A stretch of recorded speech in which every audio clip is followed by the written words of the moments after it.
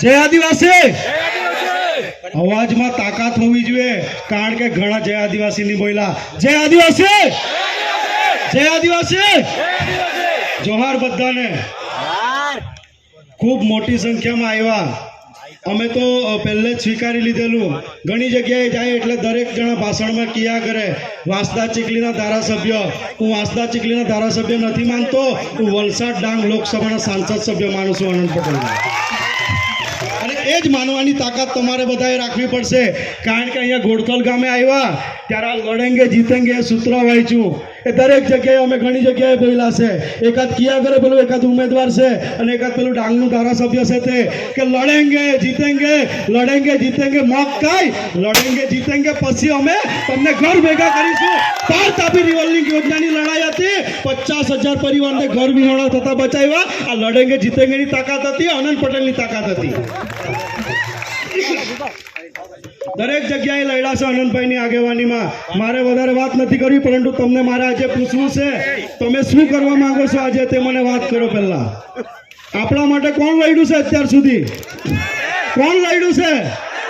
તો આપણે લડવાની જરૂર છે કે નહીં હવે આપણે લડવો પડશે કે નહીં હું આનંદ પટેલને ઉમેદવાર નથી માનતો ઉમેદવાર હું પોતે છું આપણે બધા ઉમેદવાર છે એ તાકાતથી લડવું પડશે કારણ કે આનંદ પટેલને તો આપણે સાંસદ સભામાં મોકલી દીધો છે પણ એના ભાગની લડાઈ આપણે લડવી પડશે હવે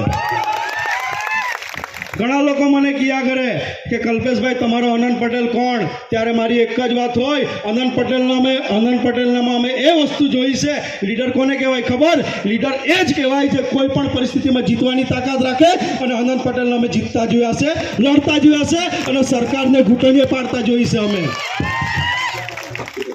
અન્યાય સામેની લડાઈ હોય અમારા ધરમપુરમાં ટેબ્લેટનો પ્રશ્ન આવેલો આ એક મરદ નેતા આવીને અમારી હાથે ઉભેલો હતો મરદ સાથે આ મરદ ઉભા છે બાયલાઓની અમને જરૂર નથી જે બાયલાએ ઘર બેસી જાય આજે હું તો આનંદભાઈ તમને એક ચેલેન્જ આપવા આવ્યો છું અહીંયા ધરમપુરમાંથી અમે 1 લાખ મત કાઢીશું તમે વાંસદાવાળા કેટલા કાઢશો તમારાથી અમે વધારે કાઢીશું એ ચેલેન્જ મારવા આવ્યો છું અહીંયા ઘોડખલ ગામે અને અમે પૂરું કરીને રહેશું ઘણી જગ્યાએ અન્યાય થાય તો ઉમરગામમાં અન્યાય થાય તો આનંદભાઈને બોલાવે વાંસદામાં અન્યાય થાય તો આનંદભાઈ તો ત્યાં સ્થાનિક છે એટલે હોય જ કપરાડામાં અન્યાય થાય એટલે આનંદભાઈ ધરમપુરમાં અન્યાય થાય એટલે આનંદભાઈ એટલે હવે બધાને થઈ ગયું છે કે આનંદભાઈ સાંસદ સભામાં જાય અને અમારો અવાજ બને મારે વધારે વાત નથી કરવી પરંતુ જ્યાં પણ અન્યાય થાય ને ત્યાં તાકાતથી અવાજ ઉઠાવજો સામે કોઈ પણ હોય મારે મતનું રાજકારણ નથી મારે નથી ભાજપ સાથે લેવા દેવા નથી કોંગ્રેસ સાથે લેવા દેવા હું તો અપક્ષમાંથી ચૂંટાયો છું પણ આ મરદ નેતા જ્યારે અન્યાય સામે લડ્યો ને ડ્રાઈવરોની લડાઈ હતી ત્યારે એણે એમની પૂછ્યું કે તું ભાજપનો કે છે કોંગ્રેસનો છે વિદ્યાર્થીઓની લડાઈ હતી ત્યારે એમણે એમની પૂછ્યું કે તું ભાજપનો કે કોંગ્રેસનો છે અન્યાય થયો તાકાતથી બોલ્યો હવે એના માટે આપણે તાકાતથી બોલવાનું છે બધાએ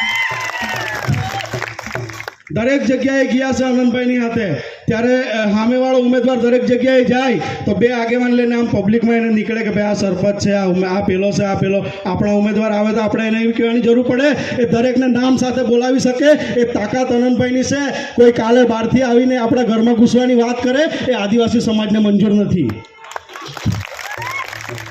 વધારે વાત નથી કરવાની એક જ વાત કરીને મારી વાત પૂરી કરીશ દરેક જગ્યાએ ઉદાહરણ આપું છું જંગલમાં 2 સિંહ રહેતા હતા બંને દોસ્તાર